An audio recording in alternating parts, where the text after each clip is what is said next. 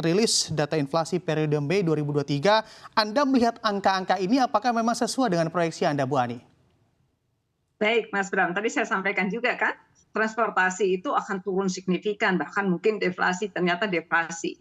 Tapi kita concern tadi di volatile foods ya, misalnya bawang merah, ayam, telur, bawang putih, ini masih penyumbang inflasi yang agak besar, walaupun mantumannya kan 0,09, tetapi masih menyumbang terbesar dari inflasi. Nah ini yang perlu kita cermati. Core inflation saya tidak terlalu khawatir, tadi mobil, sewa rumah itu sesuatu yang mungkin tidak terlalu banyak nanti kalau kita bicara golongan masyarakat kelompok income bawah ini yang kita perlu konsentrasi. Jadi Mas Bram, kalau lihat angka-angka tersebut ya memang prediksi yang disampaikan tadi oleh BPS, tadi data realnya samalah dengan yang diperkirakan, pasti akan penurunan di transportasi, kemudian juga sebetulnya tadi rekreasi olahraga budaya juga mungkin akan turun, maka pakaian dan alas kaki juga turun yang tahun lalu bulan April mencapai kenaikan, kemudian perhiasan emas juga mengalami penurunan. Nah perhiasan emas ini turunnya bukan hanya karena harga logam mulianya turun ya, tetapi memang karena demand setelah hari raya perhiasan emas itu relatif lebih turun juga landai. Mungkin malah orang sudah mulai menjual kembali karena kebutuhan uang cashnya. Jadi masuk akal bahwa inflasi di bulan Mei ini menjadi relatif sangat rendah dibandingkan bulan April yang lalu. Begitu Mas Bram. Oke, baik. Bu Ani, kita pahami bersama yang mana transportasi begitu ya tadi kita saksikan bersama memberikan kontribusi deflasi terhadap datanya. Nah, Anda kita bicara juga terkait yang mana juga saat ini pemerintah sudah membuka geliat pariwisata dan kita lihat bersama juga setiap libur-libur di tanggal merah ini juga geliat pariwisatanya sangat tinggi. Apakah hal ini juga bisa mengubah transportasi yang mana juga periode kemarin deflasi nantinya Anda di bulan tersebut terjadi banyaknya tanggal merah, banyaknya juga orang bepergian. Ini juga menaikkan dari tingkat inflasinya, Bu Ani. Baik, biasanya Mas, data itu mengatakan kalau bulan ini deflasi, bulan berikutnya itu biasanya akan ada kenaikan. Karena kan sudah turun ya, mungkin kembali normal kan, tapi datanya positif. Maka datanya positif itu mengatakan inflasi. Tapi saya tidak terlalu khawatir ya kalau transport ini kaitannya dengan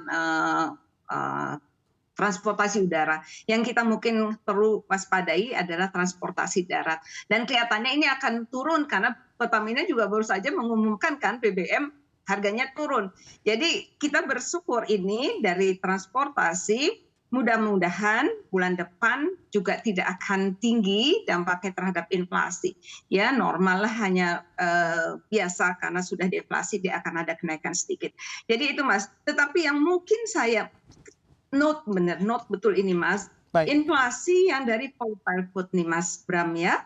Inflasi dari volatile food ini tadi kan masih ayam, telur, bawang merah, bawang putih.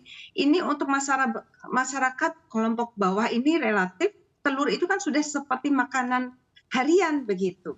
Nanti kita kalau bicara tahu tempe dari kedelai juga mungkin demikian. Nah, catatan saya adalah masyarakat bawah atau masyarakat miskin ini 60-63% income-nya itu sudah digunakan untuk konsumsi. Jadi kenaikan dari volatile foods yang tadi disampaikan oleh BPS, penyumbang inflasi bulan ini sebetulnya perlu kita waspadai kaitannya dengan kemampuan beli dari masyarakat golongan bawah. Itu yang pertama. Yang kedua Mas Bram, saya juga ingin mencatatkan saja ya bahwa ini BMKG ya sudah mengumumkan bulan ini 80% probability peluang dimulainya El Nino. Dan itu akan puncak tertinggi nanti di kemarau pada akhir tahun 2023. Nah, it means Mas Bram, bulan ini dan sampai Desember itu kan sebetulnya kita masuk musim hujan. Orang tanam padi, tanam palawija, tanam hortikultur.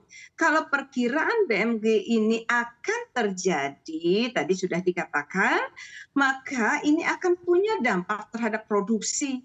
Kalau produksinya kemudian terganggu, sementara demand-nya tetap, nanti akhir tahun kan ada demand yang tinggi tuh, libur tahun baru dan lain sebagainya.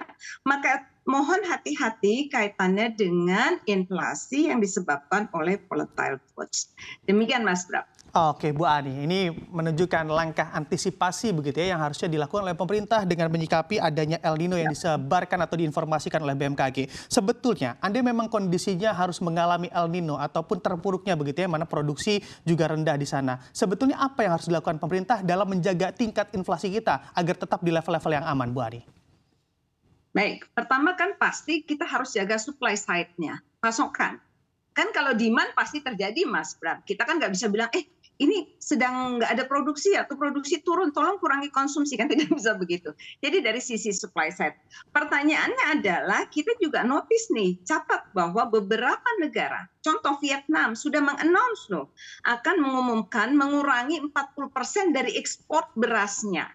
Artinya suplai beras dunia itu akan juga shorted. Ini pasti akan mempengaruhi keseimbangan supply dan demand dan harga dunia kemungkinan akan naik.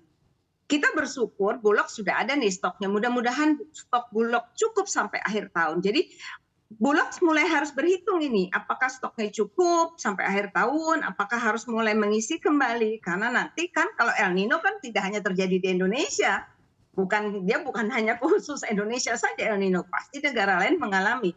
Vietnam sudah menyampaikan alarmnya karena dia akan mengutamakan konsumsi domestiknya. Kemudian catatan kita, India kemarin juga sudah mengambil kebijakan untuk tidak ekspor gandum ketika mengalami kekeringan sehingga gangguan produksi ada di beberapa daerah di dalam India. Jadi hal-hal seperti ini Mas, mungkin kita perlu antisipasi. Kedua, kita kan import kedelai tinggi ya untuk tahu tempe, import gandum kaitannya dengan tepung-tepungan, roti mie, import jagung untuk pakan gitu. Ini juga akan pengaruh terhadap volatilitas dari kurs. Jadi mohon catatan-catatan itu untuk diantisipasi karena yang saya sebut tadi masuk ke dalam kelompok volatile foods. Yang tadi di BPS disampaikan Mei ini volatile foods ini termasuk penyumbang yang terbesar untuk inflasi walaupun inflasinya rendah dan akhir tahun mungkin akan masuk dalam range-nya pemerintah. Tapi kan ini bicara bacaan makro. Bacaan mikro adalah implikasinya kalau volatile foods, kalau tadi El Nino, kalau betul Vietnam mengurangi produksi misalnya, kalau ada volatilitas kurs terhadap kelompok pangan yang ini sangat sensitif terhadap golongan masyarakat bawah kuartal yang paling rendah. BPS mengatakan, Susenas ya, data 2022, 60-63% dari income mereka adalah untuk konsumsi pangan. Begitu Mas Bram. Oke.